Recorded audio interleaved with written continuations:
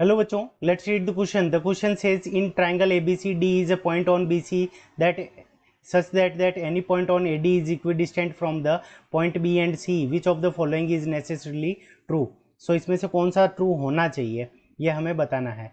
So ये हो गया हमारा triangle ABC. इस A यहाँ पे ये पॉइंट हो गया AD. ठीक है बच्चों, तो इसके ऊपर कोई भी पॉइंट है वो B और C से इक्वल डिस्टेंस पर है. सो इस क्वेश्चन को करने के लिए हम की कंसेप्ट अप्लाई कर देंगे. की कंसेप्ट, अब की कंसेप्ट के अंदर हम क्या मानेंगे कि ये डी पॉइंट है तो बी डी और डी सी, यहाँ पे ए डी के ऊपर कोई भी पॉइंट इससे इक्वल डिस्टेंस पर है तो यहाँ पे ये 90 डिग्री का एंगल मान लेंगे. ठीक है बच्चों, और यहाँ पे हम क्या करेंगे, कॉन्ग्रुएंस रूल का यूज़ करेंगे. Congruence rule. ठीक है बच्चों, कॉन्ग्रुएंस रूल का हम यूज़ करेंगे और परपेंडिकुलर बाइसेक्टर का भी यूज़ करेंगे. Perpendicular bisector. ठीक है बच्चों, परपेंडिकुलर बाइसेक्टर का भी हम क्या करेंगे यहाँ पे यूज़ करेंगे. ठीक है बच्चों, क्योंकि परपेंडिकुलर बाइसेक्टर क्या होता है कि लाइन को दो इक्वल पार्ट के अंदर डिवाइड करता है. तो यहाँ से बी डी और डी सी हमें इक्वल गिवन है. ठीक है बच्चों, क्योंकि ए डी के ऊपर कोई भी पॉइंट है वो बी और सी से इक्वल डिस्टेंस पर है. तो हमें यहाँ गिवन है B D is equals to D C. तो हम मान लेते हैं कि जो ए डी है इसका परपेंडिकुलर बाइसेक्टर है. अब हम क्या करते हैं, कॉन्ग्रुएंट करते हैं. तो कॉन्ग्रुएंट करने के लिए हमें दोनों ट्राइंगल लेने पड़ेंगे. तो यहाँ पे हमारे दो ट्राइंगल हो जाएंगे in triangle A B D and A C D. ठीक है बच्चों, अब यहाँ पे देखो A D is equals to A D, A D is equals to A D. इसका क्या रीज़न हो जाएगा, तो ये दोनों ट्राइंगल के अंदर है तो ये हमारी कॉमन हो जाएगी. फिर B D is equals to D C, B D is equals to D C, और इसका क्या रीज़न हो जाएगा, तो ये तो हमें गिवन है.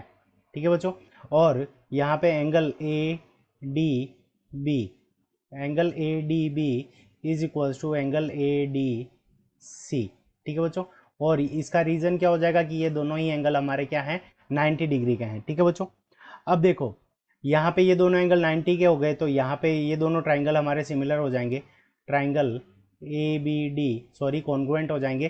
Triangle A B D congruent triangle A C D. Reason क्या हो जाएगा, side angle side rule. Side angle side rule से ये दोनों ट्राइंगल हमारे कॉन्ग्रुएंट हो गए. अब दोनों ट्राइंगल जब हम कॉन्ग्रुएंट हो गए तो इसके कोरोस्पोंडिंग पार्ट क्या हो जाएंगे, इक्वल हो जाएंगे. तो यहाँ से हमारे पास में क्या आ जाएगा, A B is equals to A C, A B is equals to A C. यानी ये दोनों साइड क्या होनी चाहिए, इक्वल होनी चाहिए, ए बी और ए सी. तभी ये क्या हो सकता है, ये दोनों ट्राइंगल कॉन्ग्रुएंट हो सकते हैं. और जब ए बी और ए सी इक्वल होंगे इस ट्राइंगल के अंदर तो हमारे पास में क्या आ जाएगा कि यहाँ पे angle A D B is equals to हमारा क्या आ जाएगा, एंगल ए डी सी.